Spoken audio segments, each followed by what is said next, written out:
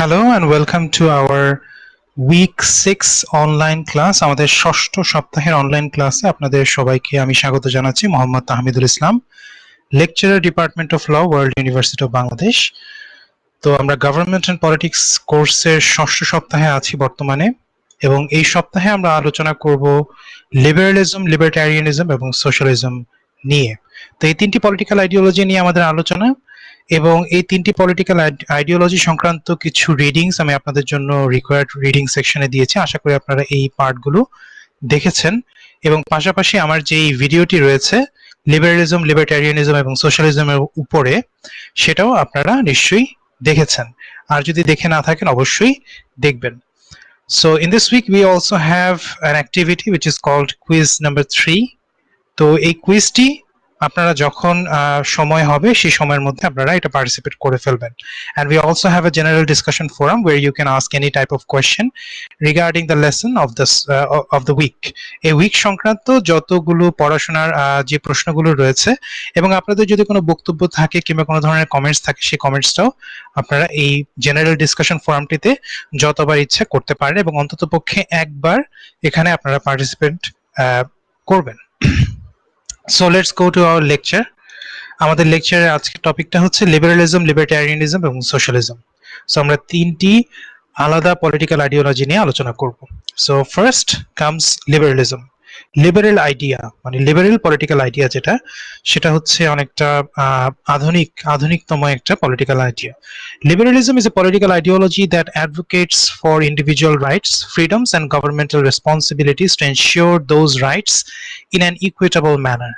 So liberalism হচ্ছে এমন একটা পলিটিক্যাল আইডিওলজি, এমন একটা পলিটিক্যাল আইডিয়া যেটা কিনা একজন ব্যক্তির ইন্ডিভিজুয়াল রাইটস এর কথা বলে, এবং একজন ব্যক্তির বিরুদ্ধে কোনো রকম ডিসক্রিমিনেশন করার বিরোধিতা করে, যে রাষ্ট্র কোনো ব্যক্তির বিরুদ্ধে কোনো রকম ডিসক্রিমিনেশন করতে পারবে না, এমনকি কোনো ব্যক্তিও অন্য কোনো ব্যক্তির বিরুদ্ধে তার ধর্ম, বর্ণ, গোত্র ইত্যাদির ভিত্তিতে তার বিরুদ্ধে কোনো রকম ডিসক্রিমিনেশন বা যাকে বলে শোষণ করা কিংবা তাকে ভিন্ন চোখে দেখা, তার প্রতি ভিন্ন আচরণ করা, শুধুমাত্র সে ভিন্ন বর্ণের দেখে কিংবা শুধুমাত্র তার ধর্ম ভিন্ন দেখে, তো এই বিষয়গুলোকে রিজেক্ট করে হচ্ছে liberal political idea.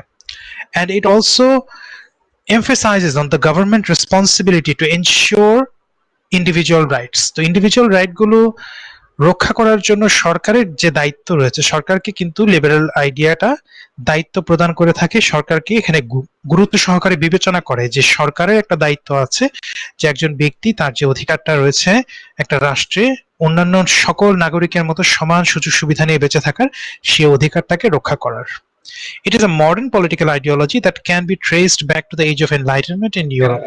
So enlightenment age যেটা আছে ইউরোপে, যেটা ছিল ডার্ক এজেস এর আপনার পরবর্তীতে, এনলাইটেনমেন্ট পিরিয়ডের পরেই অ্যাকচুয়ালি যে ইউরোপের কিংবা বিশেষ করে ইংল্যান্ডে যেই ইন্ডাস্ট্রিয়াল রেভলিউশনটা স্টার্ট হয়েছিল, সেই ইন্ডাস্ট্রিয়াল রেভলিউশনের পরে কিন্তু আমরা এই মডার্ন ক্যাপিটালিস্টিক যে ওয়ার্ল্ড আছে সেই ওয়ার্ল্ডটা দেখছি।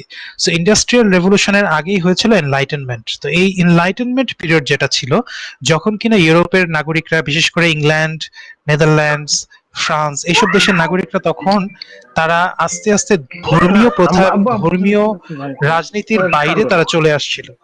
এই ধর্মীয় রাজনীতির বাইরে যখন তারা চলে আসছিল, সেই সময় থেকেই কিন্তু আমরা বলছি এনলাইটেনমেন্ট পিরিয়ড, যখন ধর্ম এবং রাষ্ট্রের যেই যোগসূত্রটা আছে সেই যোগসূত্রটা তারা ছিন্ন করেছে।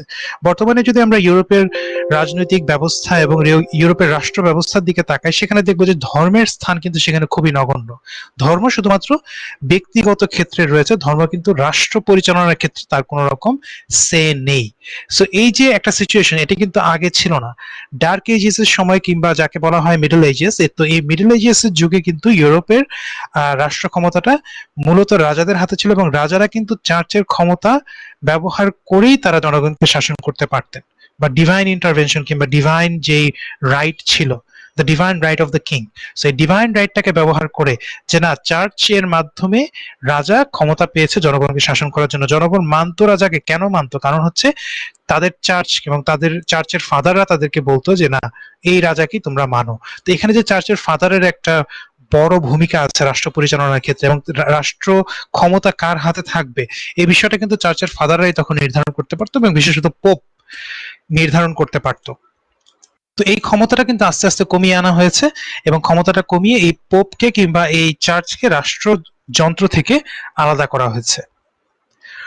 The ideals of liberalism have been used to justify the glorious revolution of 1688 in Britain, the American Revolution of 1776, and the French Revolution of 1789.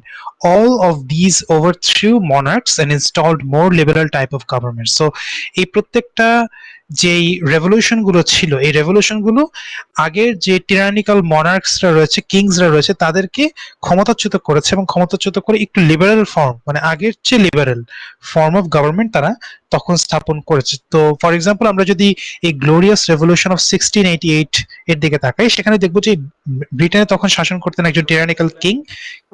সেই টিরানিক্যাল কিংকে সে দেশের জনগণ এবং সে দেশের অ্যাকচুয়ালি যারা ব্যারন্সরা ছিলেন, যারা জমিদার ছিলেন, সেই জমিদাররা একত্রিত হয়ে সেই রাজাকে ক্ষমতাচ্যুত করেছে, এবং ক্ষমতাচ্যুত করার পর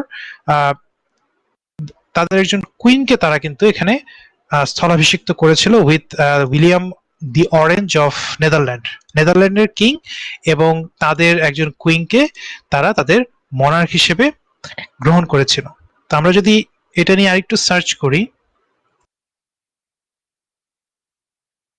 গ্লোরিয়াস রেভলিউশন অফ 1688, এখান থেকে দেখতে পারবো যে the glorious revolution, also called the revolution of 1688 and the bloodless revolution, took place from 1688 to 1689 in England, and the event ultimately changed how the England was governed, giving parliament more power over the monarch and planting seed of beginning of a political democracy. So ডেমোক্রেসিটা তারা start করেছে কিন্তু এই glorious রেভলিউশনের মাধ্যমে, এবং মনার্কের যে পাওয়ারটা, রাজার যে ক্ষমতাটা আছে, সেই রাজার ক্ষমতাটাকে কিন্তু তারা খর্ব করেছে এই গ্লোরিয়াস রেভলিউশনটা করার মাধ্যমেই, যেখানে কিনা তারা আমরা দেখতে পাচ্ছি যে was the deposition of James II and VII, King of England. So James II এবং VII তারা কিন্তু রাষ্ট্রের ক্ষমতায় ছিল, ইংল্যান্ডের ক্ষমতায় ছিল, তাদেরকে ক্ষমতাচ্যুত করে সেখানে তারা একটা পার্লামেন্টারি সিস্টেম কিন্তু সেখানে স্থাপন করেছিল। তবে তাদের তখন পর্যন্ত কিংস ছিল, কিংসরা কিন্তু তখন পর্যন্ত তাদেরকে শাসন করত, এবং বর্তমানে আমরা দেখছি যে কুইন অফ ইংল্যান্ড কিন্তু এখন পর্যন্ত আছে, but the power of the queen of England is very much limited. So পার্লামেন্টের দ্বারাই কিন্তু এখন বর্তমানে ইংল্যান্ড শাসিত হয়, এবং সেই যে শাসন হওয়ার যে ধারাটা, সেই যে শাসন হওয়ার ইতিহাসটা, সেটা কিন্তু সেই রেভলিউশন অফ 1688 থেকে আমরা পেয়েছি। সো এই লিবারালিজম যে আইডিয়াটা আছে, সেই আইডিয়াটা আমাদেরকে বলে যে পার্লামেন্টের মাধ্যমে একটা দেশ শাসিত হতে হবে, একটা দেশে গণতন্ত্র থাকতে হবে, এবং একটা দেশের সাধারণ জনগণের যে অধিকারটা আছে, সেই অধিকারটা সরকার নিজে থেকে প্রোটেক্ট করবে, যেন সে নিজে সেই সাধারণ জনগণের অধিকারটা খর্ব না করে, এমনকি অন্য কোনো ব্যক্তিও যেন সাধারণ কোনো জনগণের অধিকার খর্ব না করে। Liberalism recognizes the necessity of governments to protect individual rights and freedoms. তো সরকারের যে প্রয়োজনীয়তাটা, এই প্রয়োজনীয়তাটা লিবারালিজম কিন্তু রেকগনাইজ করে বা স্বীকার করে নেয় যে না, সরকার একটা দেশে থাকা প্রয়োজন, সরকার ছাড়া একটা দেশ সঠিকভাবে চলতে পারবে না, এবং সেখানে দেখা যাবে এক ধরনের অ্যানার্কি, যে অ্যানার্কিক সিস্টেমের মধ্যে আমরা দেখবো যে জোর যার মুল্লুক তার, মানে যার ক্ষমতা বেশি, যার শক্তি বেশি, সেই তার ইচ্ছা মতো তার যত রকম ইন্টারাকশন আছে, সামাজিক ইন্টারাকশন, সেই ইন্টারাকশন গুলো পরিচালনা করবে। However, it also realizes that government itself can become tyrannical if it gets more powerful than it should.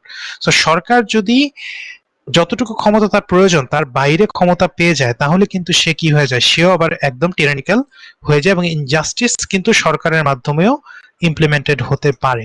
So এই ক্ষেত্রে লিবারালিজম এটাও স্বীকার করে যে সরকারকে তার যতটুকু প্রয়োজন ততটুকুর বাইরে ক্ষমতা দেওয়া উচিত নয়। Liberalism aims to strike a balance in the governmental power of a state to ensure the safeguarding of individual rights and freedoms. So individual personal যে rights রয়েছে, individual personal যে freedoms রয়েছে, এই freedoms এবং rights গুলো মধ্যে, এই freedoms এবং rights গুলোকে অ্যাকচুয়ালি এনশিওর করার জন্য সরকারের যে ক্ষমতা আছে, সেই সরকারের ক্ষমতার সাথে জনগণের ক্ষমতা এবং জনগণের অধিকার একটা ব্যালেন্স নিয়ে আসার চেষ্টা করে হচ্ছে লিবারালিজম। লিবারালিজম বলে যে হ্যাঁ, ব্যক্তি স্বাধীনতা থাকবে, ব্যক্তির যেই তার নিজস্ব চিন্তা শক্তি দ্বারা, তার নিজস্ব বুদ্ধি দ্বারা সে তার জীবনটাকে যেভাবে পরিচালনা করতে চায়, সে অবশ্যই সে সেভাবে পরিচালনা করবে, কিন্তু তা অন্যের অধিকার খর্ব করে নয়, এবং সরকার জনস্বার্থে সেই অধিকারটার উপরে কিছু ক্ষেত্রে রেস্ট্রিকশন দিতে পারে। তো এই বিষয়টা কিন্তু লিবারালিজম গ্রহণ করেছে। And modern liberalism believes that the governments have a positive duty to eradicate poverty, uh, discrimination and ignorance among the population to ensure that every citizen has the full opportunity to prosper. So modern liberal states গুলোর দিকে যদি আমরা তাকাই, for example জার্মানির দিকে যদি তাকাই, কিংবা ইউকে, কানাডা, নেদারল্যান্ডস, নিউজিল্যান্ড, তো এই ধরনের কান্ট্রিগুলোর দিকে যদি আমরা তাকাই, সেগুলো হচ্ছে মডার্ন লিবারেল স্টেট। তো এই মডার্ন লিবারেল স্টেট গুলো কিন্তু আমরা সেখানে দেখি যে সোশ্যাল পলিসি কিন্তু অনেক ইমপ্লিমেন্টেড হয়, মানে সাধারণ জনগণের জন্য যেন তারা খুব সহজেই চিকিৎসা সেবা পেতে পারে, খুব সহজেই সামাজিক যে বিভিন্ন রকম সুযোগ সুবিধাগুলো রয়েছে, ফর এক্সাম্পল বেকার ভাতা, যে যদি আপনার কোনো কাজ না থাকে, আপনি যতদিন না পর্যন্ত কাজ পাচ্ছেন ততদিন আপনার জীবনটাকে পরিচালনা করার জন্য, একটা নির্দিষ্ট লাইফস্টাইল মেইনটেইন করার জন্য আপনি একটা বেকার ভাতা পাবেন। তো এগুলো অনেক দেশই কিন্তু প্রোভাইড করে থাকে, আবার অনেক দেশ সেক্ষেত্রে প্রোভাইড করে না। তো এই যে প্রোভাইড করে থাকে, এইটাই হচ্ছে লিবারালিজমের একটা আইডিয়া। লিবারালিজম বলে যে একটা দেশের সকল জনগণ সমান হবে না, অনেকের ক্যাপাসিটি বেশি হবে, অনেকের ক্যাপাসিটি কম হবে। এখন যাদের ক্যাপাসিটি কম তাদেরকে আমরা ছুঁড়ে ফেলে দিব না, কিংবা সমাজে একদম অবাঞ্ছিত হিসেবে ঘোষণা করব না, তাদেরকে আমরা উপরে উঠানোর চেষ্টা করব। কিভাবে উপরে উঠাবো? আমরা তাদেরকে কিছু ইনসেন্টিভ দিব, আমরা তাদেরকে কিছু ফ্যাসিলিটিস প্রদান করব, যে ফ্যাসিলিটিস প্রদান করার মাধ্যমে তারা তাদের যে ফুল অপরচুনিটিটা আছে, তাদের যে পটেনশিয়ালটা আছে, সেই পটেনশিয়ালটা নিয়ে যেন তারা গ্রো করতে পারে এবং সমাজে তারা যেন ভালো একটা প্রভাব ফেলতে পারে ইন ফিউচার। সো এটাই হচ্ছে লিবারেল পলিটিক্যাল আইডিওলজি, যা কিনা ইন্ডিভিজুয়াল ফ্রিডম নিয়ে কাজ করে এবং পাশাপাশি গভর্নমেন্টের যে রেসপন্সিবিলিটি আছে ইন্ডিভিজুয়াল ফ্রিডমটাকে রক্ষা করার, সেই রেসপন্সিবিলিটি নিয়েও কথা বলে। Liberalism is more popular in Western democratic welfare states like the UK, Germany, Norway, Canada, etc. In the Dark Ages in Europe, before Enlightenment, people's rights were determined by their social classes and wealth. তো ইউরোপে আমরা যদি dark edges এর আগে, মানে ওই সময়টাতে তাকাই, কিংবা যখন দেখি যে religious rule was supreme in those states, সেখানে আমরা দেখব যে যখন একজন ধনী ব্যক্তি রাজার কাছে বিচার চাইতে গেলেন এবং সে হচ্ছে রাজার আত্মীয়, সেক্ষেত্রে কিন্তু আমরা রাজার কাছ থেকে ইম্পার্শিয়াল কোন রকম ডিসিশন আশা করতে পারি। এবং সেটাই হতো যে যখন দেখা যাচ্ছে যে কোনো একটা বিষয় বিচার হচ্ছে এবং বিচারকের আত্মীয় কিংবা বিচারকের বন্ধুস্থানীয় কিংবা বিচারকের সমগোত্রীয় কোনো ব্যক্তি সেখানে একটা পক্ষ, তো আমরা এটা নিশ্চিত হতে পারতাম যে সেই ক্ষেত্রে সেই ব্যক্তি কিন্তু লাভবান হবে, অপর ব্যক্তি কোনোভাবেই লাভবান হবে না যে কিনা এখানে ক্ষতিগ্রস্ত হয়েছে। সুতরাং এই ধরনের বিচারের ক্ষেত্রে বলেন, সরকারি কোনো সুযোগ সুবিধার ক্ষেত্রে বলেন, সাধারণ নাগরিক যে অধিকারগুলো রয়েছে সেই অধিকারের ক্ষেত্রে বলেন, সকল ক্ষেত্রে সাধারণ জনগণ যারা ছিল, যাদের কোনো রকম ক্ষমতা ছিল না, যাদের কোনো রকম পারিবারিক কানেকশন ছিল না, তারা কোনোভাবেই সমাজে উন্নত হতে পারতো না, উন্নতি করতে পারতো না, তারা কোনোভাবেই সম্পদ অর্জন করতে পারতো না, কারণ সম্পদ অর্জনের যেই সুযোগ সুবিধাগুলো রয়েছে সেগুলো রাষ্ট্রীয় পৃষ্ঠপোষকতায় একটা নির্দিষ্ট শ্রেণীকে সবসময় প্রদান করত। তো সেখানে কিন্তু শ্রেণীর যে বিভাজনটা আছে, ধনীর সাথে গরিবের যে পার্থক্যটা, সেই পার্থক্যটা বেড়েই চলতো। বর্তমান সমাজেও, বর্তমান সময়েও যদি আমরা অনুন্নত যে দেশগুলো রয়েছে বা উন্নয়নশীল যে দেশগুলো রয়েছে সেগুলোর দিকে যদি তাকাই, সেখানেও কিন্তু আমরা দেখব যে রাষ্ট্র ক্ষমতা যারা দখল করে আছে, সেই দখলকারী ব্যক্তিবর্গ এবং তাদের পরিবার বর্গরাই কিন্তু সবসময় লাভবান হয়। এছাড়া বাকিদের পক্ষে ধনী হওয়া, বাকিদের পক্ষে সম্পদ অর্জন করা কিন্তু খুব কঠিন একটা কাজ। আপনাকে রাষ্ট্র ক্ষমতায় যারা আছে তাদের মন জুগিয়ে চলতে হবে। যদি তাদের কোনো কারণে আপনি বিরাগ ভাজন হয়ে যান, তাহলে লিগ্যাল ওয়েতে হোক কিংবা ইললিগ্যাল ওয়েতে হোক আপনাকে হেনস্থা করা হবে এবং আপনি যে কোনো ভাবেই হোক ক্ষতিগ্রস্ত হবে। বিষয়টা হচ্ছে এরকম। সো তখনকার দিনের ইউরোপও কিন্তু ছিল সেই ধরনের একটা সিচুয়েশন, যে আপনি কানেক্টেড না হলে, আপনি যদি পোর পারসন হন, তাহলে কোনোভাবেই আপনি সম্পদ অর্জন করতে পারবেন না।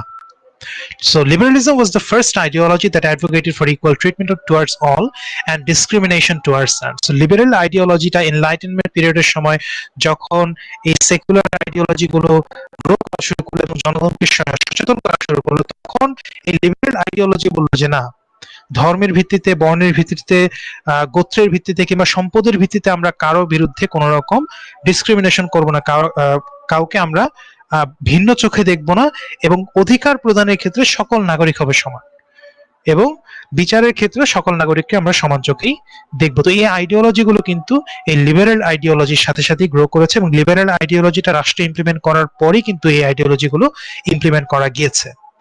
Democracy is a prerequisite to a liberal form of government. Without democratic process, liberalistic ideas cannot be effectively administered into a society. So democracy বা গণতন্ত্রটা হচ্ছে কিন্তু লিবারেল আইডিওলজিটার জন্য খুব ভালো একটা সিস্টেম আর ভালো একটা মেথড। আমরা যদি কোনো একটা দেশে লিবারেল আইডিওলজিটাকে ইমপ্লিমেন্ট করতে চাই, কিন্তু সেই দেশে যদি আমরা একজন ডিক্টেটরকে রাখি, ডিক্টেটরের মাধ্যমে কখনোই লিবারেল আইডিওলজিটা প্রপারলি ইমপ্লিমেন্ট করা পসিবল হবে না। কারণ লিবারেল আইডিওলজির কোর বা মূল বিষয়টাই হচ্ছে ডেমোক্রেসি, মূল বিষয়টা হচ্ছে ইকুয়ালিটি। ইকুয়ালিটি সেই দেশে থাকবে না, কোনোভাবেই থাকবে না যদি সেই দেশে কোনো একটা নির্দিষ্ট পার্টির ক্ষমতা থাকে সর্বোচ্চ এবং কোনো একটা নির্দিষ্ট ব্যক্তির ক্ষমতা থাকে সর্বোচ্চ। কারণ সেখানে অলরেডি আমরা একটা ক্লাস ডিস্টিংশন কিন্তু তৈরি করে ফেলেছি, একটা সোসাইটাল বাউন্ডারি কিন্তু তৈরি করে ফেলেছি। লিবারেল আইডিয়া আমাদেরকে বলে there will be no boundary, there will be no classes in society. So classes থাকবে, কিন্তু ক্লাসের মধ্যে রাইটস এন্ড রেসপন্সিবিলিটিস এর ক্ষেত্রে আমরা কোনো রকম বাউন্ডারি সেখানে রাখবো না। প্রত্যেক ক্লাসের পিপলই, সে পোর হোক কিংবা রিচ হোক, it doesn't matter, that person will get the equal opportunity in regard of education, in regard of health care, in regard of any kind of other social benefits to be able to help him or her to grow to the fullest potential। যে সেই ব্যক্তি যেন একটা দেশের নাগরিক হিসেবে সেই দেশে যত রকম সুযোগ সুবিধাগুলো রয়েছে, চিকিৎসার ক্ষেত্রে হোক, পড়াশোনার ক্ষেত্রে হোক, যাতায়াতের ক্ষেত্রে হোক, বসবাসের ক্ষেত্রে হোক, সমস্ত ক্ষেত্রে কিন্তু সেই সুযোগ সুবিধাগুলোকে ব্যবহার করে সেই ব্যক্তি যেন তার লাইফটাকে শাইন করতে পারে এবং পাশাপাশি সমাজে একটা ভালো ভূমিকা রাখতে পারে। So this is the essence of the liberal idea or liberalism. So বর্তমানে কিন্তু লিবারালিজম একটি অত্যন্ত জনপ্রিয়, এবং দেখা যাচ্ছে যে আমরা যদি উন্নত দেশগুলোর দিকে তাকাই, উন্নত দেশগুলো কিন্তু লিবারাল আইডিওলজিটাই বেসিক্যালি তাদের পলিটিক্স এর ক্ষেত্রে ইউজ করে। Now let's talk about libertarianism. So libertarianism শব্দটা আমাদের কাছে খুব একটা পরিচিত নয়, এবং আমরা অনেকেই এই ব্যাপারে খুব একটা জানি না। তো এই ব্যাপারে আমরা এখন জানার চেষ্টা করব। Libertarianism is a form of liberalism that advocates for limited government and unlimited individual freedom of citizens. So এতক্ষণ আমরা জানলাম হচ্ছে লিবারালিজম নিয়ে, এখন আমরা পড়ছি লিবার্টারিয়ানিজম। লিবার্টারিয়ানিজম হচ্ছে এক ধরনের লিবারালিজম, মানে লিবারালিজমই, কিন্তু এটা একটু অ্যাডভান্স না বললে আমরা এটাকে বলতে পারি একটু ডিফারেন্ট। লিবারেল আইডিয়া হচ্ছে একটু ডিফারেন্ট, বাট এটা লিবারেল আইডিয়ার ভিতরেই পড়ে। এই আইডিওলজিটা স্পেসিফিকলি আমাদেরকে বলে যে সরকার হতে হবে সবচেয়ে লিমিটেড, মানে একদমই যতটুকু না হলেই না ততটুকু পরিমাণ সরকারের ক্ষমতা থাকবে, সরকারের ক্ষমতা তার থেকে 1 ইঞ্চিও বেশি দেওয়া যাবে না। And it also advocates for unlimited individual freedom of citizen, মানে দেশের জনগণ, একজন ইন্ডিভিজুয়াল পার্সন হিসেবে আপনার ফ্রিডম হবে সর্বোচ্চ। আপনি আপনার জীবনটাকে যেভাবে ইচ্ছা সেভাবে আপনি লিড করবেন। সেই ক্ষেত্রে আপনি কিভাবে আপনার জীবনটাকে লিড করেন, it doesn't matter to the government আপনার জীবন ধারণের ক্ষেত্রে, আপনার পার্সোনাল লাইফে কোনো ধরনের হস্তক্ষেপ করতে পারবে না, কোনো রকম আপনার উপর স্পাইং করতে পারবে না, কিংবা ডিকটেট করতে পারবে না যে আপনি কোনো রকম ড্রাগস গ্রহণ করবেন কি করবেন না, ইট ডাজন্ট ম্যাটার। একজন পার্সন যদি ড্রাগস গ্রহণ করতে চায়, লিবার্টারিয়ানিজম বলে যে that person has the right to do so. আপনি আপনার জীবনটাকে যদি ধ্বংস করতে চান কিংবা আপনার জীবনটাকে যদি নষ্ট করে ফেলতে চান, it doesn't matter to the government. সরকারের সেখানে কোনো অধিকার নেই আপনাকে নিজের কাছ থেকে রক্ষা করার। হ্যাঁ, ইটস ট্রু যে অন্য কোনো ব্যক্তি যখন আপনার উপর আঘাত করবে, অন্য কোনো ব্যক্তি যখন আপনার সম্পদ আহরণ করতে চাবে, সেই ক্ষেত্রে কিন্তু আপনি কি করতে পারেন, সেই ক্ষেত্রে সরকার আপনাকে হেল্প করবে। সরকার পুলিশ ফোর্সের মাধ্যমে আপনার অধিকারটাকে রক্ষা করার জন্য আপনাকে সহায়তা করবে। But if you are doing harm to yourself, libertarian idea says that the government has no business with you. Government সেক্ষেত্রে কোনো বিজনেস নেই যে না আপনি একা একা বাসায় বসে ড্রাগস সেবন করছেন, সেই ক্ষেত্রে সরকার আপনাকে কোনোভাবেই সেই কাজ থেকে বিরত রাখতে পারবে না। এটাই হচ্ছে লিবার্টারিয়ান আইডিয়া। বাট লিবারালিজমের সাথে এখানেই কিন্তু পার্থক্য। লিবারেল আইডিয়া বলে যে না, সরকার, একজন ব্যক্তি যদি নিজের ক্ষতি করে থাকে তাহলে সেই ক্ষতিটাকে প্রতিহত করতে সরকার এখানে দায়বদ্ধ। লিবারেল আইডিয়া বলে যে না, ড্রাগস এর ক্ষেত্রে রুলস থাকতে হবে, ড্রাগ ইউজেজের ক্ষেত্রে সেখানে রুলস রেগুলেশনস এগুলো থাকতে হবে। বাট লিবার্টারিয়ান যে আইডিওলজিটা আছে, এই আইডিওলজি বলে যে না, ড্রাগস ইউজেজের ক্ষেত্রে কোনো রকম রুলস রেগুলেশনস থাকার প্রয়োজন নেই। So libertarianism believes in all the core principles of human rights and free market ideas, but it is highly skeptical of governmental overwatch and advocates for the least amount of power to be given to any kind of authority that has the power to limit the freedom of the individual.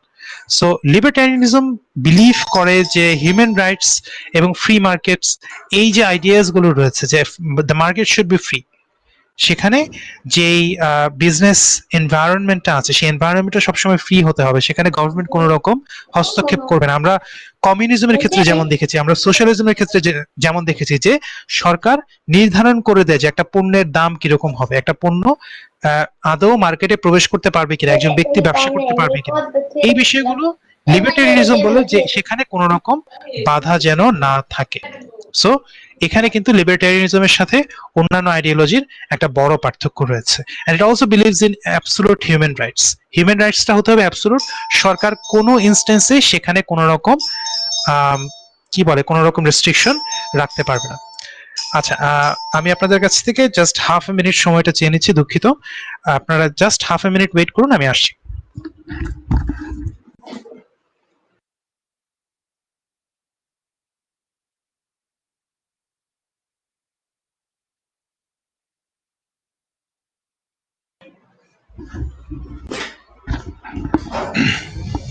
Okay, I am back now. আচ্ছা, দুঃখিত একটু সময় নেওয়ার জন্য। ওকে, যেখানে আমরা ছিলাম, libertarians reject collectivism, the idea that advocates for higher priority to collective rights rather than individual freedom. So কালেকটিভিজমটা হচ্ছে এমন একটা আইডিয়া যেটা কিনা সোশ্যালিজম এবং কমিউনিজম ব্যবহার করে। কমিউনিজম অর সোশ্যালিজম আমাদেরকে বলে যে collective rights come before individual rights, মানে আপনার ব্যক্তি হিসেবে আপনার যে অধিকারটা আছে সেই অধিকারটা আপনি গোষ্ঠীর যে অধিকারটা সেই অধিকারের পরে আসবে, মানে গোষ্ঠীর অধিকার আগে, ব্যক্তির অধিকার পরে। মানে আইডিয়াটা এরকম যে আপনার পরিবারের জন্য যেটা ভালো সেটা আপনাকে মানতে হবে, যদিও সেটা আপনার ব্যক্তিগতভাবে আপনার জন্য ভালো নয়। বিষয়টা অনেকটা এরকম। সো কালেকটিভ যে রাইটটা রয়েছে সেই কালেকটিভ রাইটে বিলিভ করা হচ্ছে communism and socialism, but libertarianism believe করে হচ্ছে ইন্ডিভিজুয়াল রাইটস। ইন্ডিভিজুয়াল পার্সনের জন্য যেটা বেস্ট, ইন্ডিভিজুয়াল পার্সন সেটা তার নিজের মতো করে চুজ করবে, সেখানে সরকার কোনো রকম হস্তক্ষেপ করবে না এবং তার অধিকারের উপর কোনোভাবে হস্তক্ষেপ করে বলতে পারবে না যে না এটা তোমার ভালোর জন্য করছে এবং এটা তোমার সমাজের জন্য ভালো। ফর এক্সাম্পল, জাস্ট একটা উদাহরণ আমি এখানে দিচ্ছি যে চায়নাতে কিন্তু আমরা দেখি যে বেশ কিছুদিন পরপরই নতুন নতুন কিছু তারা আইন ইমপ্লিমেন্ট করে, সারা দেশব্যাপী, তাদের চায়না ব্যাপী কিছু আইন তারা ইমপ্লিমেন্ট করে। ফর এক্সাম্পল, তারা রিসেন্টলি একটা আইন করেছিল যে চায়নাতে আপনার 18 বছরের কম বয়সী যারা রয়েছে তাদের জন্য ভিডিও গেমস খেলা সপ্তাহে 3 ঘন্টা তারা সময়টা নির্ধারণ করে দিয়েছে যে 3 ঘন্টার বেশি তারা ভিডিও গেমস খেলতে পারবে না। এখন এটা অনেকেই বলছে যে না এটা হচ্ছে সমগ্র সমাজের জন্য ভালো, তো এখানে যে বাচ্চারা রয়েছে, ছোট ছোট বাচ্চারা রয়েছে, তারা যদি অনেক বেশিক্ষণ ভিডিও গেমস খেলে তাহলে তাদের পড়াশোনার ক্ষতি হবে। কিন্তু এখানে যে বিষয়টা যে আমরা যে সরকারকে এত ক্ষমতা দিয়ে দিচ্ছি যে সে এখন বলছে যে ছোট বাচ্চাদেরকে ভিডিও গেমস খেলার জন্য 3 ঘন্টার বেশি সময় দেওয়া হবে না। এক সময় দেখা যাবে সাধারণ জনগণকে বলবে যে 3 ঘন্টার বেশি তারা বাইরে থাকতে পারবে না, তাদেরকে ঘরের ভিতরে থাকতে হবে, তখন কিন্তু আমরা আর কিছু বলতে পারবো না। মানে এটাই হচ্ছে গভর্নমেন্ট ওভার রিচ। সরকারকে আমরা ক্ষমতা একটু একটু একটু একটু করে দিতে দিতে দিতে দিতে এমন একটা পর্যায়ে চলে যায় যখন সরকার কোনো অন্যায় আইন করলেও সেখানে আমাদের আর কিছু বলার থাকে না। আবার আমরা যদি এই আইনটাকেও আলোচনা করি, এই আইনটা নিয়েও আলোচনা করি যে না একটা শিশু সে কয় ঘন্টা খেলাধুলা করবে এবং কোন ধরনের খেলাধুলা করবে সেটা সে শিশুর যেমন অধিকার, শিশুর বাবা মা কিন্তু সেটাকে ডিসাইড করবে। শিশুর বাবা মার যেখানে ক্ষমতা নেই সেখানে রাষ্ট্র এসে সেই শিশুকে কিভাবে আপনার বিরত করে যে সে খেলতে পারবে কি পারবে না। আর এই আইনটাকে ইমপ্লিমেন্ট করতে গেলে কিন্তু কি থাকতে হবে, সেখানে এই আইনটাকে যদি ইমপ্লিমেন্ট করতে হয় তাহলে সেখানে অবশ্যই এমন একটা সিস্টেম থাকতে হবে, এমন একটা সার্ভেলেন্স থাকতে হবে যে প্রত্যেকটা শিশু সেই দেশে কি করছে না করছে সমস্ত বিষয় সম্পর্কে সরকার একেবারে অবগত আছে। আপনি যদি একটু জাস্ট গভীরভাবে চিন্তা করেন তাহলে দেখেন যে চায়নার প্রত্যেকটা 18 বছরের নিচে শিশু কি করছে, কতক্ষণ কম্পিউটার আছে, কতক্ষণ কম্পিউটারে সে গেমস খেলছে, এই সমস্ত ইনফরমেশন চাইনিজ সরকারের কাছে আছে। যদি চাইনিজ সরকারের কাছে নাই থাকে এবং তারা যদি সেটাকে কন্ট্রোল না করতে পারে, তারা যদি সেটাকে মনিটর না করে, তাহলে তারা এই আইনটাকে ইমপ্লিমেন্ট কোনোভাবেই করতে পারবে না। এই আইনটাকে ইমপ্লিমেন্ট করতে গেলে তাদের এতই ক্ষমতা দরকার যে শিশুরা তাদের বাসায় বসে কি করছে সেই সমস্ত বিষয়ে তাদের ইনফরমেশন বা নলেজ থাকা প্রয়োজন। তাহলে আপনি বলেন যে এই ধরনের রাষ্ট্র, এই ধরনের সরকার ব্যবস্থাতে আপনার শিশু কি সেফ কিনা? কারণ রাষ্ট্র তো দেখছে যে আপনার শিশু অন্য কোনো আইডিওলজি সম্পর্কে পড়াশোনা করছে কিনা, কিংবা অন্য কিছু সম্পর্কে জানছে কিনা। কারণ সে তো সবকিছু জানে, আপনার শিশু ইন্টারনেটে কোথায় যাচ্ছে না যাচ্ছে, সব everything is known to the government. So আপনি যদি সেক্ষেত্রে কমফোর্টেবল হন, you are free to follow the communistic or the social or the socialistic ideas. তো এটাই হচ্ছে লিবার্টারিয়ানিজমের মূল বিষয়, যে লিবার্টারিয়ান আইডিয়াটা বলে যে পার্সোনাল ফ্রিডম হবে অ্যাবসোলুট, এবং পার্সোনাল কোনো বিষয়ে রাষ্ট্র কোনোভাবেই কোনো রকম হস্তক্ষেপ করতে পারবে না, এমনকি কোনো রকম স্পাইংও করতে পারবে না। Unlike liberalism, libertarianism advocates for limited government spending in welfare projects. So, liberalism এর সাথে libertarian আইডিয়ার একটা পার্থক্য আছে, আরেকটা পার্থক্য আছে। সেই পার্থক্যটা হচ্ছে যে লিবারেল আইডিয়াটা বলে যে জনগণের মধ্যে, একটা দেশের যারা নাগরিক রয়েছে, নাগরিকদের মধ্যে যারা পিছিয়ে পড়া জনগোষ্ঠী, তাদেরকে হেল্প করার জন্য welfare activity or welfare project implement করা যেতে পারে, এবং সেই ওয়েলফেয়ার প্রজেক্টটাকে ফান্ড করার জন্য যারা ধনী ব্যক্তি রয়েছেন, সাকসেসফুল পিপল আছেন, তাদের কাছ থেকে অর্থ নিয়ে, ট্যাক্সের মাধ্যমে অর্থ নিয়ে আমরা কিন্তু সেই প্রজেক্টগুলোকে ফান্ড করতে পারি। এটা হচ্ছে লিবারেল আইডিয়া। লিবার্টারিয়ান আইডিয়া বলে যে এই ওয়েলফেয়ার প্রজেক্টগুলোকে যতটা পরিমাণ লিমিটেড করা প্রয়োজন ততটাই করতে হবে।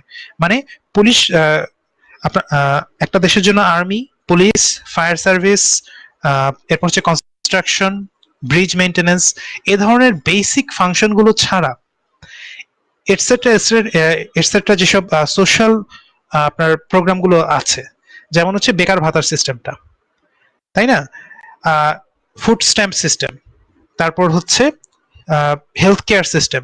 তো এই সিস্টেমগুলোর ক্ষেত্রে লিবার্টারিয়ান আইডিয়া বলে যে এই সিস্টেমগুলোর প্রয়োজন নেই, কারণ সেখানে ফ্রি মার্কেটটা যদি আমরা এনেবল করি, অটোমেটিকলি মার্কেট ক্রিয়েট হবে এবং অটোমেটিকলি সেখানে জনগণ বেস্ট অপরচুনিটিটা পেয়ে যাবে। ফর এক্সাম্পল, আমরা যদি বাংলাদেশের দিকে তাকাই, বাংলাদেশে হচ্ছে সোশ্যালিস্ট প্রিন্সিপাল দ্বারা পরিচালিত হয়। তো এখানে সরকারি হাসপাতালগুলোর দিকে আপনি তাকান, এখন সরকারি হাসপাতালগুলোর দিকে যদি তাকান, সেখানে দেখবেন যে সেখানকার সার্ভিসগুলো কিরকম, সেখানে আদৌ আপনি প্রপার সার্ভিসটা পান কিনা, সেখানে বেস্ট সার্ভিস কি আপনারা পান? যদি আপনারা জাস্ট একটু বিবেচনা করেন যে আমাদের এলাকায় যে সরকারি হাসপাতাল আছে, সরকারি ক্লিনিক রয়েছে, সেখানে ডাক্তাররা নিয়মিত বসে কিনা, সেখানে নার্সরা থাকে কিনা, সেখানে ওষুধপত্রগুলো পাওয়া যায় কিনা, সেখানে কোনো একটা অপারেশন হয় কিনা, সেখানে কোন রকম টেস্ট হয় কিনা, এই বিষয়গুলো যদি প্রশ্ন করেন, বেশিরভাগ ক্ষেত্রেই দেখবেন যে এর উত্তরগুলো না হবে। বেশিরভাগ ক্ষেত্রে, অনেক ক্ষেত্রে হয়তো বা হ্যাঁ হতে পারে, তবে বেশিরভাগ ক্ষেত্রেই প্রশ্নের উত্তর হবে না। তো এগুলো কিন্তু government funded activities, government funded project. তো এই প্রজেক্টগুলো যদি সাধারণ জনগণের সেভাবে কাজেই না আসলো, প্রয়োজনের সময় কাজেই না আসলো, তাহলে এটার পিছনে এত এত অর্থ দেওয়ার প্রয়োজনটা কি? লিবার্টেরিয়ান আইডিয়াটা এটাই বলে যে সরকারি প্রজেক্টে যদি টাকাই অপচয় হয়, তাহলে সরকারি প্রজেক্ট রাখারই কোনো প্রয়োজন নেই। আমরা সেখানে একটা স্ট্যান্ডার্ড করে দেব, এবং সেই স্ট্যান্ডার্ড অনুযায়ী প্রাইভেট কোম্পানিজগুলো, প্রাইভেট পার্সনরা সেই চিকিৎসার যে চাহিদা আছে, সেই চাহিদা অনুযায়ী তারা সেখানে প্রাইভেটলি হাসপাতালগুলোতে বিনিয়োগ করবে, এবং বিনিয়োগ করার পর তারা সেখানে প্রপার হেলথ কেয়ার ফ্যাসিলিটিটা দিবে। সো এটাই হচ্ছে ফ্রি মার্কেট আইডিয়া, যে না, সেখানেও কিন্তু একটা অপরচুনিটি থাকা উচিত, সাধারণ জনগণ যেন কি করতে পারে, সেখানে তাদের ফ্রি মার্কেট প্রিন্সিপালটাকে ব্যবহার করে তারা যেন ব্যবসা করতে পারে, এবং সেই ব্যবসার মাধ্যমে তারাও যেমন লাভবান হবে, সাধারণ জনগণও তেমন প্রপার সার্ভিসটা পাবে। তো আপনারা বলতে পারেন যে না, বাংলাদেশে তো আমরা দেখছি যে প্রাইভেট যেই হসপিটালগুলো রয়েছে, সেই প্রাইভেট হসপিটালগুলো তো হচ্ছে দুর্নীতিগ্রস্ত, এবং সেখানেও কিন্তু প্রপার চিকিৎসা পাওয়া যায় না। এমন অনেক ভুইফোর ব্যক্তিরা আছেন যারা হাসপাতাল খুলে বসেন, যাদের নিজস্ব কোনো ডক্টর সার্টিফিকেট নেই, এবং তাদের কিন্তু চিকিৎসার ব্যাপারে তেমন কিছু জানেন না, তারা শুধুমাত্র ব্যবসায়ী। এবং তারা কি করেন, তারা টেস্টের নাম করে কি করেন, এই যেমন শাহিদের কথা যদি আপনারা দেখেন, বর্তমানে তার কি অবস্থা এই ব্যাপারে আমি জানি না। তো সে কিন্তু কি করেছিল, করোনা ভাইরাসের শুরুর দিকে সে ভুয়া সার্টিফিকেট প্রদান করছিল, তার একটা ভুয়া হাসপাতাল ছিল, সেই ভুয়া হাসপাতালের মাধ্যমে। যাই হোক, বিষয়টা এরকম। তো এদের দিকে তাকালেও কিন্তু আপনারা দেখবেন এখানেও কিন্তু সোশ্যালিস্ট কান্ট্রির একটা ফল্ট রয়েছে। এই সোশ্যালিস্ট প্রিন্সিপালের মাধ্যমেই কিন্তু তারা কিন্তু কি করছে, যে তারা কিন্তু গভর্নমেন্টের খুবই কানেক্টেড পার্সন ছিল। শাহেদের ছবি কিন্তু আপনারা যদি দেখেন, সে কিন্তু politician, businessman, powerful person, everyone was connected with Shahed. Shahed কিন্তু সে তার কানেকশনটা বজায় রেখেছে। এই কানেকশন ছাড়া কিন্তু সে ওই পর্যায়ে যেতেই পারবে না। সে যে একটা হাসপাতাল করবে, হাসপাতাল নিয়ে ব্যবসা করবে, ইলিগালি এরকম টেস্ট করে করে সে পার পেয়ে যাবে, তো এই যে পার পাওয়ার সাহসটা, এই সাহসটা সে কিভাবে পেয়েছে? সে তার কানেকশনের মাধ্যমেই পেয়েছে। সে পেয়েছে যে সে ধরে নিয়েছিল যে আমি যখন সবাইকে ফ্যাসিলিটি দিচ্ছি, যেভাবেই হোক, অর্থের মাধ্যমে হোক আর যেভাবেই হোক, সে মানুষজনকে হাতে রাখার একটা একটা ব্যবস্থা করেছিল। এই যে হাতে রাখা, এই হাতে রাখার সিস্টেমটাই কিন্তু একটা সোশ্যালিজমের সিস্টেমের মাধ্যমে ব্রিউড হয়। সেখানে কোনো রকম ফ্রি মার্কেট নেই।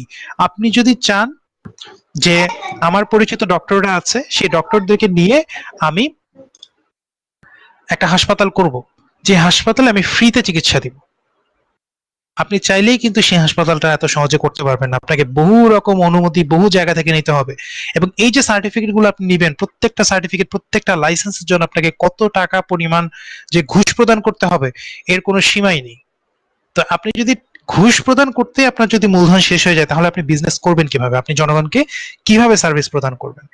তো লিবার্টেরিয়ান আইডিয়াটা এটাই বলে যে এখানে কোনো রকম সার্টিফিকেটের প্রয়োজন নেই, এখানে কোনো রকম লাইসেন্সিং এর প্রয়োজন নেই। জাস্ট বেসিক স্ট্যান্ডার্ড থাকবে, অবভিয়াসলি থাকবে। কারণ এরকম যদি বেসিক স্ট্যান্ডার্ড না থাকে, তাহলে কিন্তু দেখবো যে আমরা কোনো রকম স্ট্যান্ডার্ড ছাড়াই একটা মানে যে কোনো ব্যক্তি যে কোনো নাম দিয়ে একটা হাসপাতাল খুলে বসলো, কিন্তু সেখানে তার কোনো রকম মানে ডক্টর নেই, জাস্ট সে বসে বসে চিকিৎসা করাচ্ছে। বিষয়টা এরকম। সো একটা লিমিটেড স্ট্যান্ডার্ড মেনটেন করতে হবে, যতটুকু না হলেই না, কিন্তু ফ্রি মার্কেট প্রিন্সিপালটা অবশ্যই থাকতে হবে। এটাই হচ্ছে লিবার্টেরিয়ান আইডিয়ার মূল কথা। So, in essence, libertarianism does not believe that the people of a state should be treated like children, and believes that people are knowledgeable enough to make the best decisions for themselves without government interferences, and should be left alone to live their own lives in peace. তো libertarian আইডিয়াটা বলে যে অন্যান্য যে political সিস্টেমগুলো আমরা দেখি, সেই পলিটিক্যাল সিস্টেমগুলো জনগণকে ট্রিট করে চিলড্রেনের মতো, যে জনগণ তার নিজের ভালোটা বোঝে না।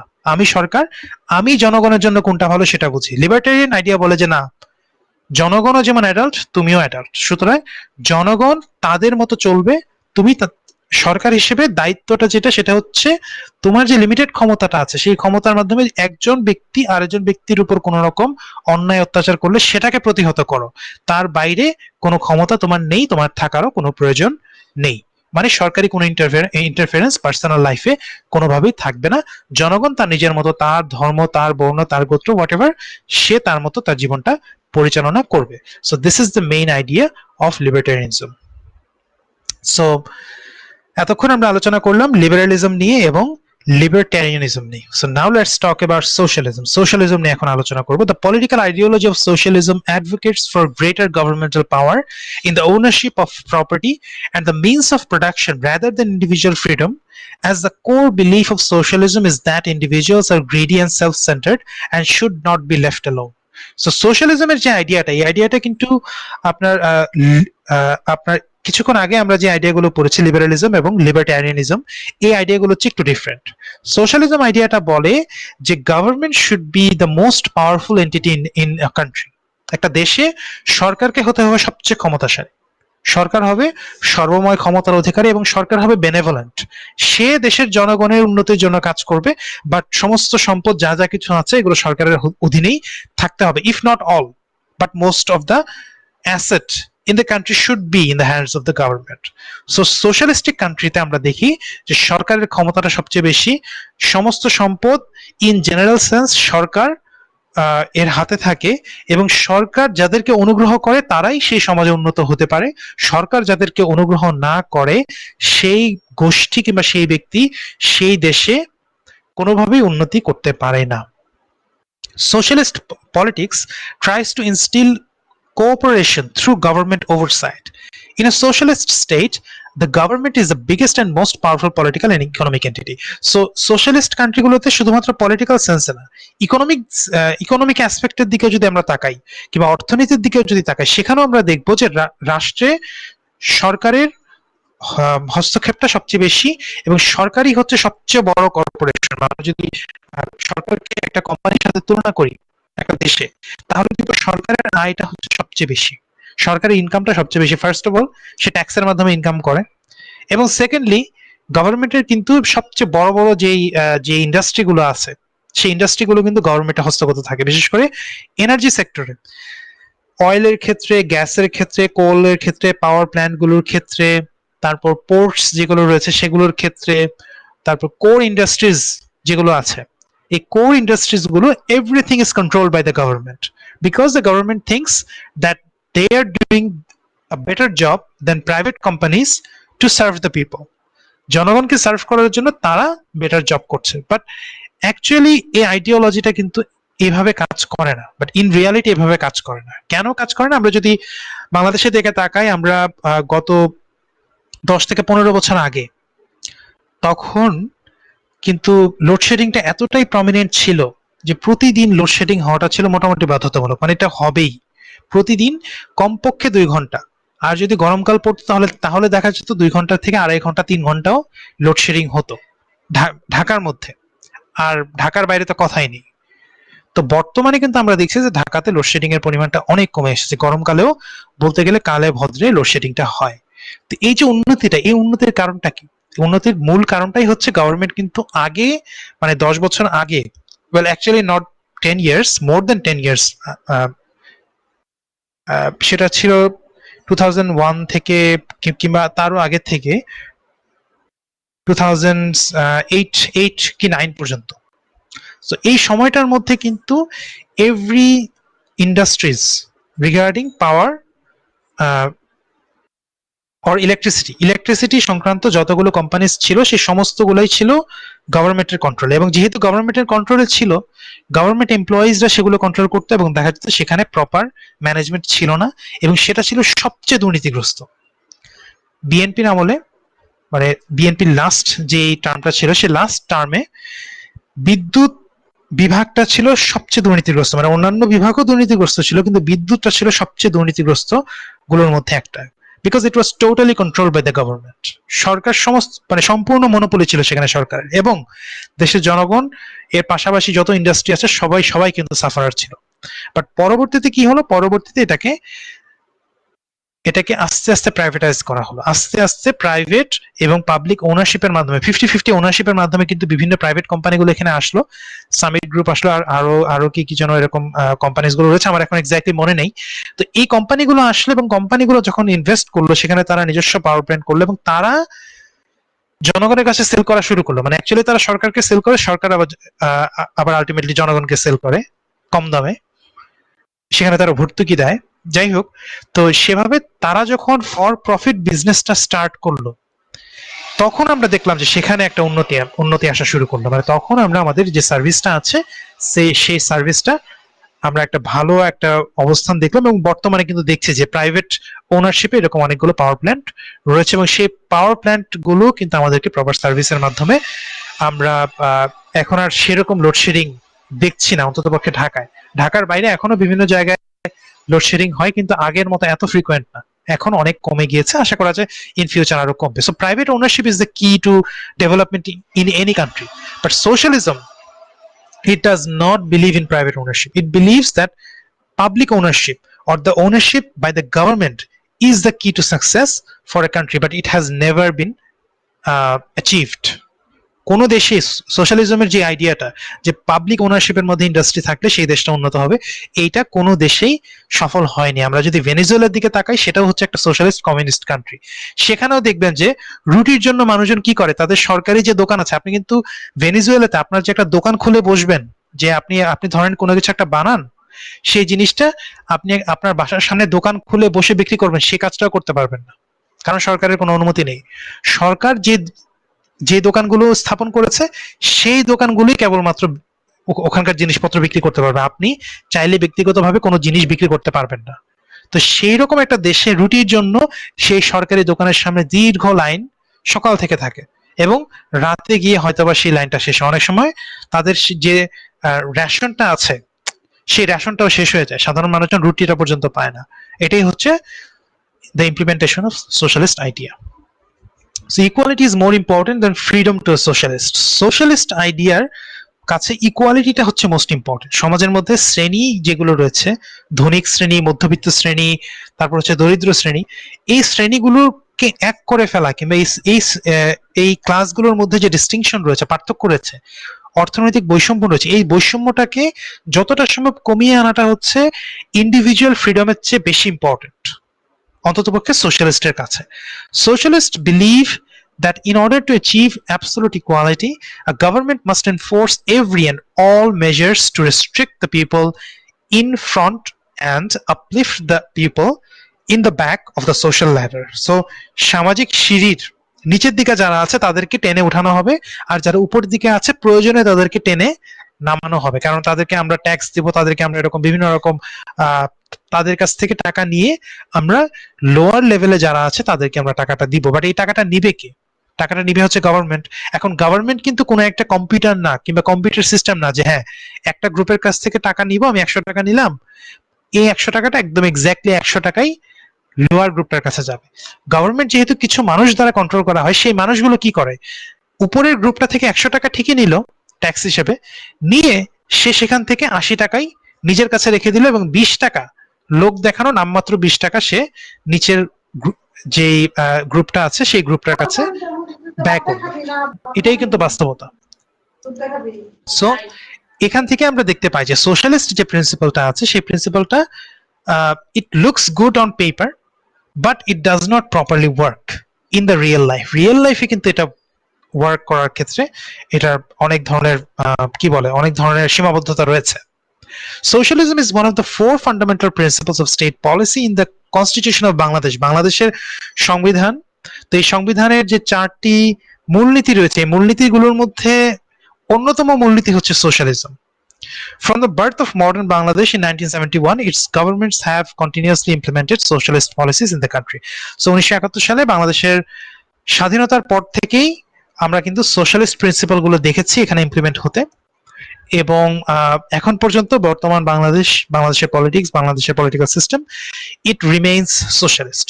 সো ন্যাশনালিস্টিক আইডিয়া কিছু আছে, বাট ইন জেনারেল বাংলাদেশে যে পলিটিক্যাল পার্টিগুলো রয়েছে আপনি দেখবেন যে তাদের যে রেটরিকটা, তাদের যে বক্তব্য, তাদের যেই মানে জনগণের সাথে সম্পৃক্ততা কিংবা জনগণকে তারা যে সুযোগ সুবিধাগুলো দেওয়ার প্রমিস করে থাকে কিংবা তারা অ্যাকচুয়ালি যেভাবে তাদের পলিটিক্স পরিচালনা করে সেটা কিন্তু বেসিক্যালি সোশ্যালিস্ট প্রিন্সিপালটাকে ফলো করে থাকে, এবং সোশ্যালিজমটাকেই কিন্তু তারা বেসিক্যালি মনে প্রাণে বিশ্বাস করে থাকে।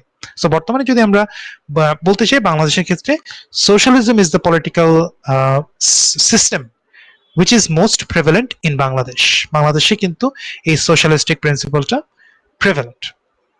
So this is the discussion on liberalism, libertarianism and socialism. I hope you have understood the lecture content, and if you have any problem please ask now. আপনাদের যদি কোনো প্রবলেম বা কোনো রকম ইস্যুস থাকে, কোনো ধরনের কমেন্টস থাকে, you can ask now. আমি ইউজারের ক্ষেত্রে দেখছি there are only 16 of us, 16 জন মাত্র আছে। So this is not very good. Either I am এখন একজন কমে 15 জন হয়ে গেছে। Okay. Either my lectures are not that good, not that attractive, not that interesting. Probably this is the case. তাই না? Interesting lecture যদি হতো তাহলে আরো বেশি পার্টিসিপেশন আমি হয়তোবা দেখতে পেতাম, এটাই হয়তোবা কারণ। যাই হোক, অসুবিধা নেই। আপনারা যারা আমাদের সাথে সরাসরি অংশগ্রহণ করছেন না অনলাইন লেকচারে, যেহেতু এটা রেকর্ডিং 1 সপ্তাহ পর্যন্ত থাকে, you are free to watch the recording, but I would recommend you to participate in the live class, because in the live class you have the opportunity to ask questions and get answer to your questions. আপনাদের প্রশ্ন করার একটা সুযোগ থাকে এবং সেই প্রশ্নের উত্তর পাওয়ারও সুযোগ থাকে, এবং আপনাদের বেসিক্যালি আলোচনা করার কিন্তু একটা সুযোগ থাকে। সো এই পলিটিক্যাল যে আইডিওলজি গুলো আছে, I think these are important and these are actually very interesting ideologies, and we have to delve deep into it. আমি যে বিষয়গুলো নিয়ে আলোচনা করেছি এতক্ষণ আপনাদের সাথে। এগুলো কিন্তু জাস্ট ওভার দ্য সারফেস লেভেলে আলোচনা, মানে উপরের যে আলোচনা, জাস্ট বেসিক আলোচনাটা। এর ভিতরে কিন্তু আরো অনেক বিষয় রয়েছে, পলিটিক্যাল আইডিওলজি গুলোর ভিতরে, পলিটিক্যাল সিস্টেম গুলোর ভিতরে আরো অনেক কিছু কিন্তু জানার আছে। তো আপনারা যদি এই ব্যাপারে ইন্টারেস্টেড হন, তাহলে সেই ক্ষেত্রে আপনারা পার্সোনালি রিসার্চ করার মাধ্যমে অনেক কিছু জানতে পারেন, which will not only help you in your future career, maybe one day you will become a politician, or maybe one day you will become a government job holder. আপনি একজন সরকারি বড় কর্মকর্তা হতে পারেন, কিংবা আপনি একজন ব্যবসায়ী হতে পারেন, কিংবা আপনি একজন আইনজীবী হলেও সেই ক্ষেত্রেও কিন্তু আপনার এই পলিটিক্স এর নলেজটা কাজে দিবে, because political ideologies are very rich and we need to learn more about it. আমাদের শিক্ষিত সমাজের মধ্যে কিন্তু পলিটিক্যাল আইডিওলজি গুলো সম্পর্কে জ্ঞানের অভাব রয়েছে, এবং সেই জ্ঞানের অভাবটা পূরণ করার জন্যই কিন্তু বেসিক্যালি আমাদের এই কোর্সটা অফার করা হয়। কারণ পলিটিক্সের ক্ষেত্রে, পলিটিক্সটা এমন একটা বিষয় যে বিষয়টা প্রত্যেকটা দেশের, মানে প্রত্যেকটা দেশের প্রত্যেক নাগরিকের ব্যক্তিগত জীবনে বিভিন্নভাবে ভূমিকা রাখে। সো এই যে ভূমিকা রাখছে, এই যে এই পলিটিক্সটা কাজ করছে, তাদের অজান্তেই কাজ করছে, সেই বিষয়ে তারা যদি সচেতন না হয়, তাহলে সেই পলিটিক্স কিন্তু তাদেরকে শোষণ করবে। সো আপনি যদি শোষিত হতে না চান, আপনাকে অবশ্যই পলিটিক্স সম্পর্কে জ্ঞান রাখতে হবে।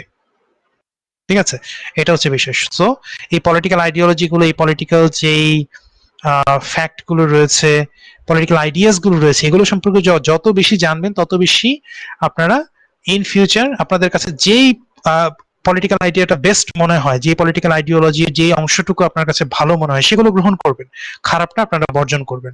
এভাবেই কিন্তু দেশটা এগিয়ে যাবে। এটাই হচ্ছে অন্ততপক্ষে আমার টার্গেট, যে আপনাদেরকে বেসিক লেভেলে বিভিন্ন আইডিওলজি সম্পর্কে পরিচিত করানো, এবং পরিচিত হওয়ার পর ফিউচারে আপনারা যখন বিভিন্ন পাওয়ারফুল পজিশনে যাবেন, তখন আপনারা এই নলেজটাকে ব্যবহার করে সেই ধরনের পলিসিগুলো ইমপ্লিমেন্ট করতে পারবেন, যেগুলো আপনাদের কাছে বেস্ট মনে হয়েছে।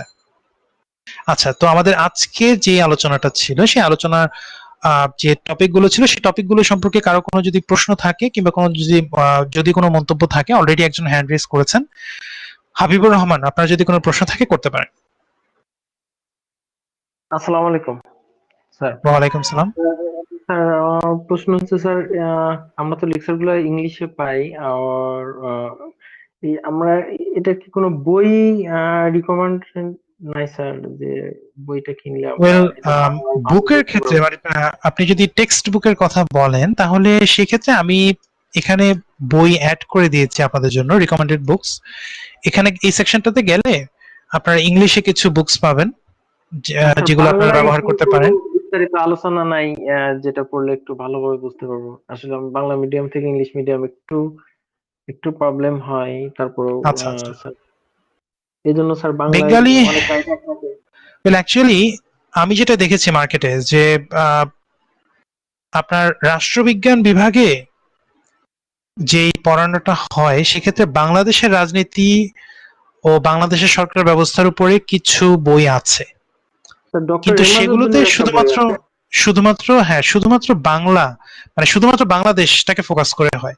বাট আমাদের যে গভর্নমেন্ট এন্ড পলিটিক্স যে কোর্সটা, এই কোর্সটা হচ্ছে শুধুমাত্র বাংলাদেশ না, সেটা হচ্ছে পুরো ওয়ার্ল্ড ফোকাস, মানে ওয়ার্ল্ডের যত পলিটিক্যাল আইডিওলজি গুলো রয়েছে, যত টাইপের গভর্নমেন্ট রয়েছে, সবকিছু নিয়ে আমরা আলোচনা করি।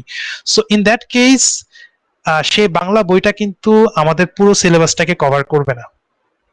এই জন্যই আমি কোনো বাংলা বই রিকমেন্ড করিনি, বিকজ বাংলা বই যেটা থাকে সেটা শুধুমাত্র বাংলাদেশকে ফোকাস করে হয়ে থাকে। বাট মার্কেটে যদি কোনো আপনি বই পেয়ে থাকেন বাংলা, একটু সার্চ করে দেখতে পারেন, নীলক্ষেতে গিয়ে আপনি গভর্নমেন্ট এন্ড পলিটিক্স এর উপরে বাংলা কোনো বই আছে কিনা, বিভিন্ন যে আইনের যেই বুকশপ গুলো রয়েছে, সেখানে গিয়ে আপনি জিজ্ঞেস করে, একটু রিসার্চ করে, একটু ঘুরে আপনি জিজ্ঞেস করে দেখতে পারেন যে আছে কিনা। বাট আমি পাইনি, হয়তোবা তারা নতুন কোনো বই বের করতেও পারে বাংলা ভাষায়। তবে আমার জানা মতো এখন পর্যন্ত বাংলা ভাষায় গভর্নমেন্ট এন্ড পলিটিক্স এর উপরে কোনো বই নেই। আপনি যদি পান তাহলে অবশ্যই আমাকে জানাবেন, বিকজ সেক্ষেত্রে আমারও রিকমেন্ড করতে সুবিধা হবে, আমিও আমার অন্যান্য ছাত্রছাত্রীদেরকে এটা রিকমেন্ড করব। বাট আনফরচুনেটলি আমি এখন পর্যন্ত বাংলাতে কোনো বই পাইনি। আর ডক্টর এমাজউদ্দিন আহমেদ, যে ঢাকা ইউনিভার্সিটির ভিসি ছিলেন, উনি একটা বই লিখছেন। তো উনি আচ্ছা অনলি আচ্ছা, বাংলাদেশের জন্য এটা, এটা বাংলাদেশের পলিটিক্স নিয়ে লিখছেন আর কি। আচ্ছা আচ্ছা, আপনি একটু নামটা বলেন প্লিজ। ডক্টর ইমাজউদ্দিন আহমেদ বই লিখছে, এই যে গভর্নমেন্ট অ্যান্ড পলিটিক্স, বইয়ের নামই এটা।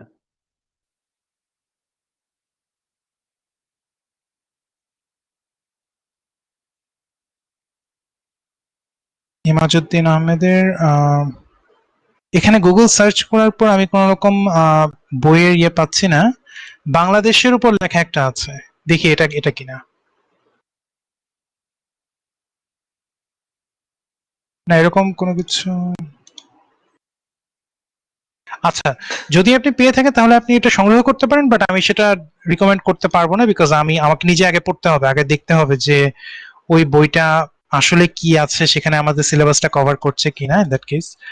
ঠিক আছে, তো আপনি যদি কোনো বই এইভাবে দেখেন তাহলে সেক্ষেত্রে আপনি সংগ্রহ করে সেটা আমাদের সিলেবাসটার সাথে মিলিয়ে দেখতে পারেন। আমাদের যে উইকগুলো রয়েছে, সেই উইকে যে টপিকগুলো রয়েছে সেগুলোর সাথে মিলিয়ে দেখেন যে সেগুলো কভার করছে কিনা।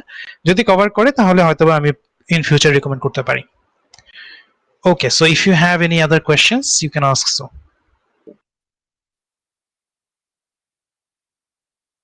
আপনাদের মাঝে আর কারো কোনো প্রশ্ন কি আছে আমাদের আজকের সপ্তাহের টপিকের উপরে, কিংবা ইন জেনারেল কোনো কিছুর উপরে কি কোনো রকম কোনো কোয়েশ্চেন আছে কিনা?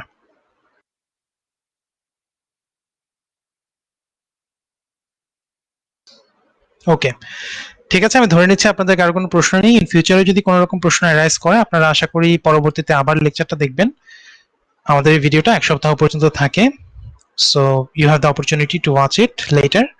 এবং যারা যারা অংশগ্রহণ করেননি, আমি তাদেরকে রিকমেন্ড করব যেন তাদের যদি কোনো প্রশ্ন রাইজ করে, you have the opportunity to ask in the general discussion forum of week 6 এর আমাদের যে জেনারেল ডিসকাশন ফোরাম আছে, সেখানে যতবার ইচ্ছা আপনারা প্রশ্ন করতে পারেন, আমি সেই কমেন্ট দেখে আপনাদের সেই প্রশ্নের উত্তর দিয়ে দিব। So thank you so much for participating in today's class, and I hope to see you all in the next class.